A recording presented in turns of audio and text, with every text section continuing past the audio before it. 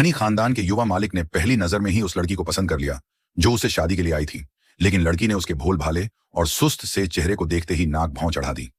यह सुनकर लड़के का असली रंग सामने आ गया।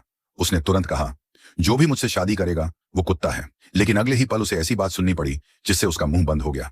फिर भी अपनी परफेक्ट इमेज बनाए रखने के लिए उसने अकड़ कर कहा, चाहे शादी हो भी जाए, मेरे कुछ नियम हैं। 1, मेरी निजी जिंदगी में दखल मत देना। 2, मेरे पर्सनल रिश्तों में हस्तक्षेप मत करना।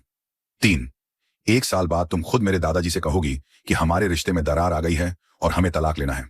और सबसे जरूरी 4, मुझसे किसी भी तरह का शारीरिक संपर्क मत करना। पहली 2 बातें सुनकर लड़की ने कुछ नहीं कहा, लेकिन तीसरे और चौथे नियम पर वह चुप नहीं रही। वह तुरंत कार का दरवाजा खोलकर उसकी गोद में बैठ गई और दिखावे के तौर पर उसकी शर्ट के बटन खोलने लगी। लड़का इतना डर गया कि तुरंत मान गया और माफी मांगने लगा। लड़की को लगा अभी इसे सुधारा जा सकता है, तो उसने भी अपनी शर्तें रख दी। रात को घर से बाहर मत रहना, धूम्रपान मत करना, बाहर किसी और औरत से रिश्ता मत रखना। अगर नहीं माने तो नतीजा भुगतना पड़ेगा। यह सुनकर लड़का डर के मारे कार स्टार्ट करके भाग गया। असल में ये दोनों बिल्कुल अलग सोच के लोग थे, लेकिन इनके साथ आने की वजह थी। लड़की को अपने मां की कंपनी वापस पाने के लिए लड़के के दादाजी की मदद चाहिए थी, और दादाजी को अपने जिद्दी पोते को काबू में करने के लिए लड़की की जरूरत थी। दादाजी को पता था कि पोता कभी भी आसानी से शादी के लिए तैयार नहीं होगा, इसलिए उन्होंने एक नाटक रचा। ऐसा दिखाया मानो उनकी उम्र बहुत कम बची है, ताकि शादी की खुशखबरी से माहौल हल्का हो सके।